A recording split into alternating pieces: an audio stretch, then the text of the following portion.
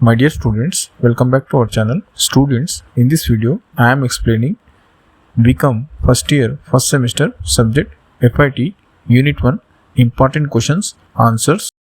Characteristics of computer. तो उसमें भी कंप्यूटर क्या क्या काम कर सकता है उसके बारे में लिखना रहता। ठीक है, ये डायग्राम जो स्क्रीन पे दिख रहा है इसको कंपल्सरी ड्रा कीजिए। तो जो है स्पीड यहाँ पे हेडजेस में मेजर करते हैं, हेडजेस गीगा हेडजेस में मेजर करते हैं। Modern computers can be process data at incredible speeds measured in hertz, यानी तो गीगा हेडजेस में मेजर करते हैं स्पीड। कंप्यूटर का करेगा वो हिसाब से आपके जो भी टास्क है प्रोग्राम से फास्टली कंप्लीट हो जाते हैं। ठीक है, नेक्स्ट है storage. Basically two types of storage रहते हैं, प्राइमरी और सेकेंडरी। प्राइमरी को आप रैम बोल सकते हैं, रैंडम एक्सेस मेमोरी। ये मेमोरी किस लिए इस्तेमाल कर रहे हैं? शॉर्ट टर्म स्टोरेज के लिए। ठीक है, टेम्पोररी स्टोरेज करने के लिए आप रैम इस्तेमाल करते हैं, इसका फुल फॉर्म है random access memory. Secondary memory में क्या आता है? हार्ड डिस्क आ जाते हैं, SSDs। nowadays SSDs we are using to store information। ठीक है, यानी तो क्लाउड स्टोरेज भी आया था, ये सब सेकंड कैटेगरी में आता है। ये किस लिए इस्तेमाल कर रहे हैं? लॉन्ग टर्म स्टोरेज के लिए इस्तेमाल कर रहे हैं। क्या स्टोर करते हैं? डेटा एंड एप्लीकेशन आप इसके अंदर स्टोर करते हैं। Connectivity, connectivity means networking. Modern computer systems are equipped with the network interfaces, wifi हो गया, इंटरनेट हो गया और इंटरनेट हो गया। ठीक है, इससे क्या होता है? एक कंप्यूटर यानी तो एक मोबाइल दूसरे मोबाइल से कनेक्ट होता है। कनेक्ट होने के बाद क्या होता है? डेटा एक्सचेंज होता है। इस सिस्टम का इंफॉर्मेशन या डेटा जो भी है दूसरे सिस्टम में इजीली पहुंचेगा और उधर का जो भी इंफॉर्मेशन है ये सिस्टम पे आ जाएगा। So it is possible with the connectivity. Next fourth one, input and output devices. Input device किसको बोलते हैं? जो भी एक फिजिकल कंपोनेंट है उसके जरिए कंप्यूटर के अंदर कुछ ना कुछ डेटा और इंस्ट्रक्शन आप भेज रहे हैं, तो वो फिजिकल कंपोनेंट को क्या बोलते हैं आप? Input device. यहाँ पे एग्जांपल पे क्या हो रहा है? कीबोर्ड हो गया, माउस हो गया, touch screen, scanners, microphones. Okay, ये पूरे इंटरेक्ट होते हैं कंप्यूटर से और जो भी इंफॉर्म डेटा और इंस्ट्रक्शंस आप कंप्यूटर को भेजना है ये डिवाइसेस के जरिए आप भेज सकते हैं। नेक्स्ट क्या है? Output devices. आउटपुट डिवाइसेस क्या है? एक फिजिकल कंपोनेंट है जिसके जरिए आप कंप्यूटर का आउटपुट ले सकते हैं। ठीक है, लाइक यहाँ पे देखिए मॉनिटर्स, प्रिंटर्स, स्पीकर्स, प्रोजेक्टर्स। ठीक है, ये पूरे एक कैटेगरी में है। सो ये हो गया इनपुट और output devices. Processing power, central processing unit, CPU। ठीक है, it is a brain of computer लिखा हुआ है यहाँ पे। Executing the instructions from programs. जो भी आप इंस्ट्रक्शंस देते हैं, डेटा देते हैं, अल्टीमेटली इसको प्रोसेस करने वाला कौन है भाई? आपका CPU है। ठीक है, इसके अंदर और एक पॉइंट क्या है? Multi core processor. Nowadays multi core processor आ रहा है। मल्टी कोर प्रोसेसर बोलते प्रोसेसर तो एक ही रहेगा। ठीक है, प्रोसेसर एक रहेगा, उसके अंदर बॉक्सेस मींस डिविजन्स रहते हैं। For example core 1, core 2, core 3, core 4। Her core जो है ना इंडिविजुअली अलग अलग टास्क को प्रोसेस करता है साइमल्टेनियसली टास्क में। So computer can run multiple programs means more than one program और task simultaneously. At the same time क्या कर सकते हैं? मल्टीपल प्रोग्राम्स रन कर सकते हैं, नहीं तो टास्क कर सकते हैं। जैसे कि आप डाउनलोड कर रहे हैं, साथ में म्यूजिक सुन रहे हैं या प्रिंट आउट ले रहे हैं, ठीक है, किसी से चैट कर रहे हैं, ये क्या हो गया? मल्टीटास्किंग हो गया। तो उसके लिए versatility, software flexibility. Computer can write wide range of software applications from word processor, web browser, complex data analysis tools, games, creative design programme.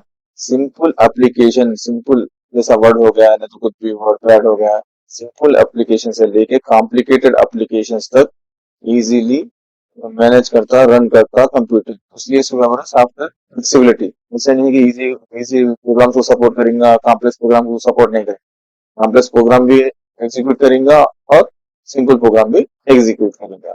Next हो गया कंपैटिबिलिटी। कंपैटिबिलिटी से modern computer system are typically compatible with variety of input devices, operating system and peripheral hard devices.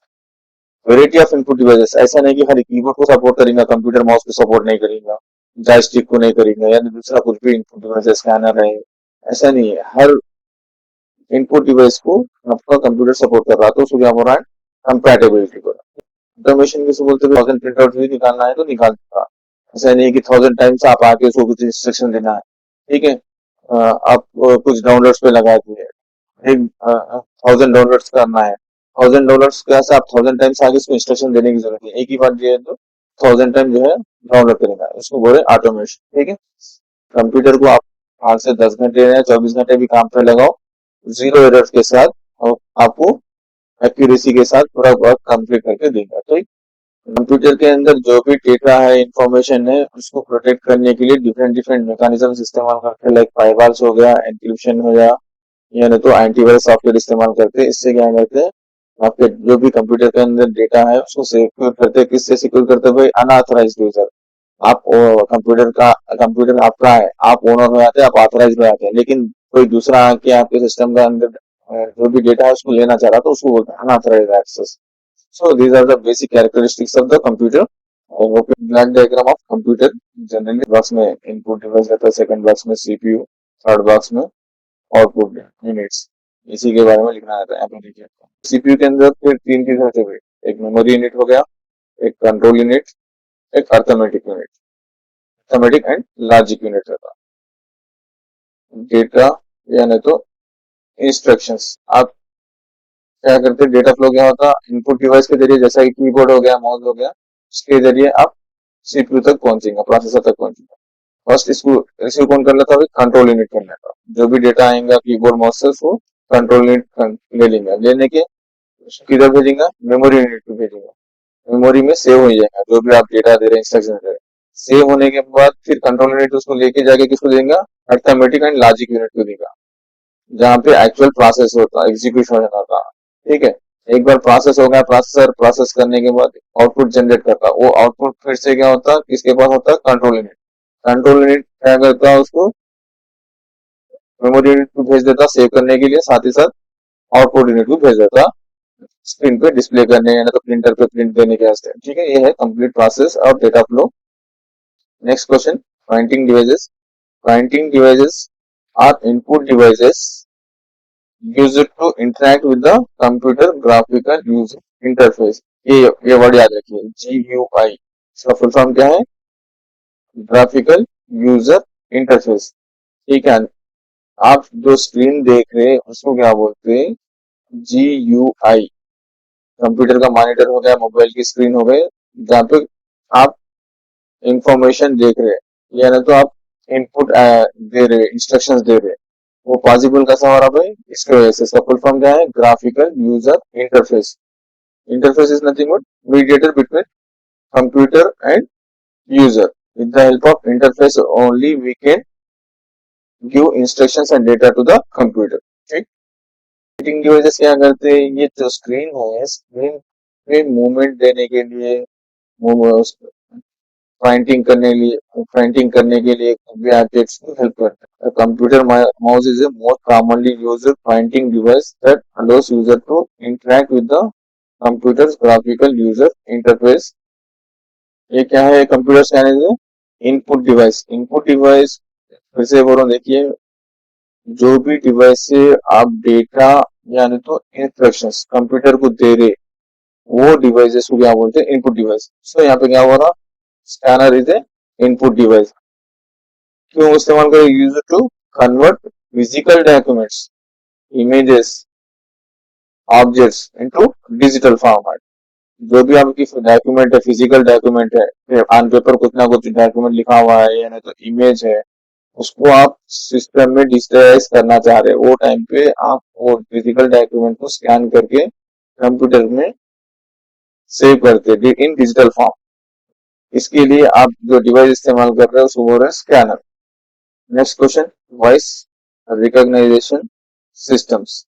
जो आजकल सिरी बोल रहे हैं आप, Alexa बोल रहे हैं, ये क्या काम कर रहे हैं भाई, आपके वॉइस को रिकॉग्नाइज करके एज ए इंस्ट्रक्शन उसको लेके जो आप इंस्ट्रक्शन वॉइस में दे रहे उसको फॉलो करो, वही कॉन्सेप्ट है ये voice recognition system. Next question, touch screen. A touch screen is an input or output device that allow user to interact with the computer or electronic device through direct physical contact with the screen. No need of explanation for this question. Okay, screen पे touch करने से क्या होता, आप data provide करते हैं या नहीं तो इंस्ट्रक्शन देते हैं. किसको दे रहे हो डेटा और इंस्ट्रक्शन? आपके मोबाइल को दे रहे हैं या नहीं तो कंप्यूटर को दे रहे हैं. ठीक है, इसका मतलब क्या भाई, फिजिकली टच करने से जो है ना इंस्ट्रक्शन या नहीं तो डेटा पास ऑन कर रहे कंप्यूटर. एक बार डेटा और इंस्ट्रक्शन प्रोसेसर को मिल जाने के बाद वो ऑटोमेटिकली प्रोसेस करेगा, जो भी उसका रिजल्ट आएगा फिर से वो आपको स्क्रीन पे दिखा देंगे. So that is the touch screen.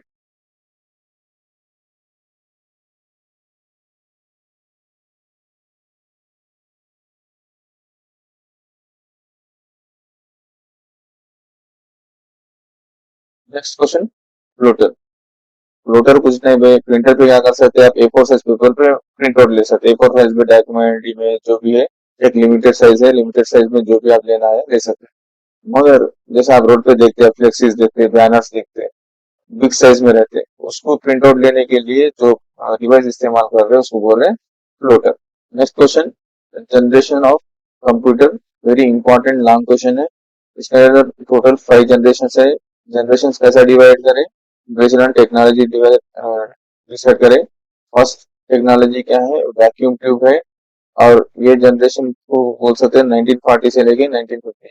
First generation vacuum tubes इस्तेमाल करें स्टोरेज, डेटा स्टोरेज करने के लिए वैक्यूम ट्यूब्स को यूज करें.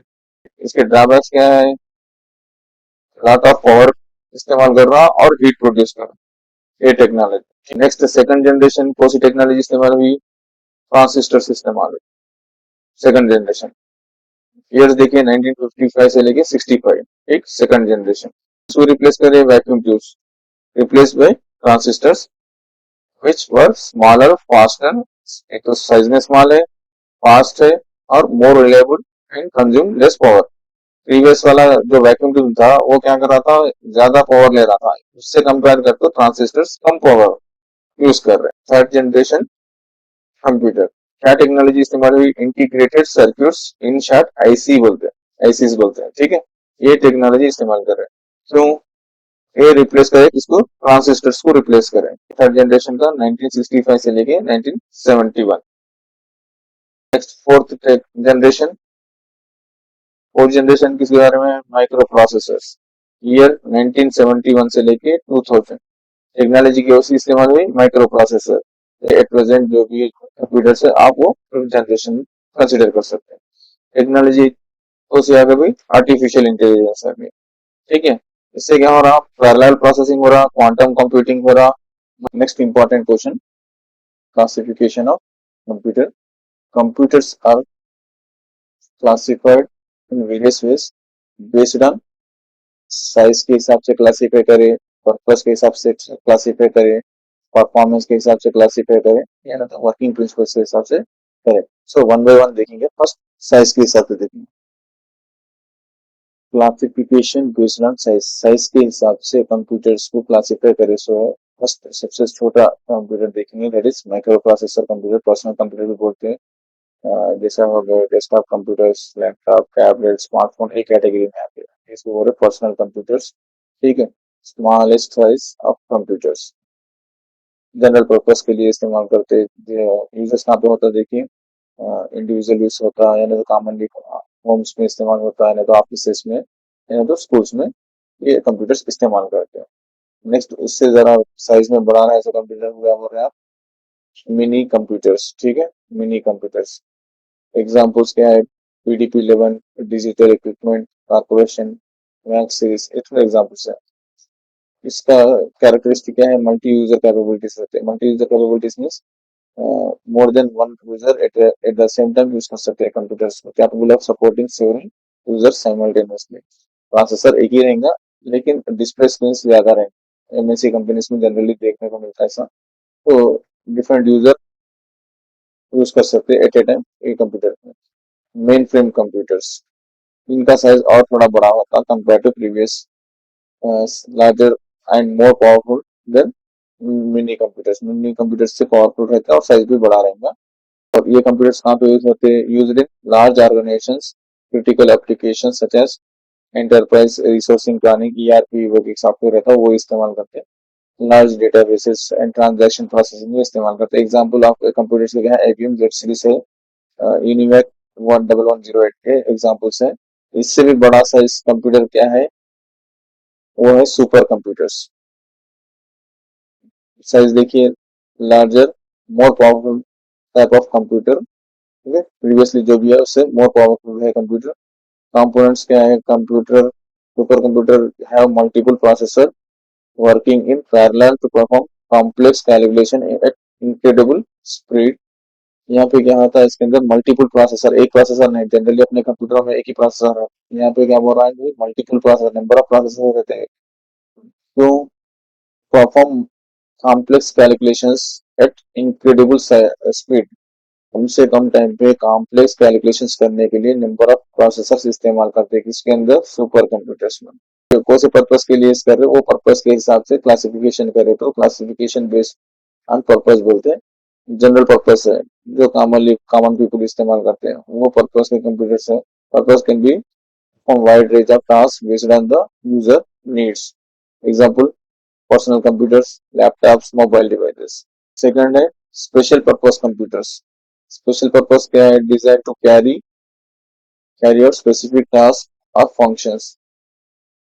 नेक्स्ट है classification based on performance. Performance के हिसाब से क्लासिफाई करें तो एक हो गया एनालॉग कंप्यूटर, सेकंड वन हो गया digital computers. Next third one hybrid computers.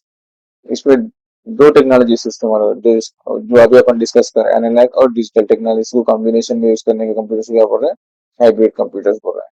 Next classification based on working principle.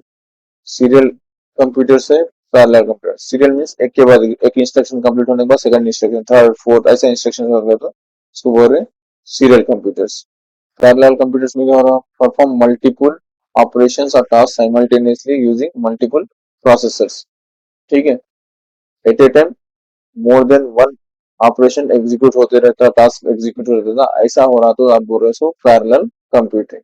Nowadays we are using this one only. Next classification based on data processing.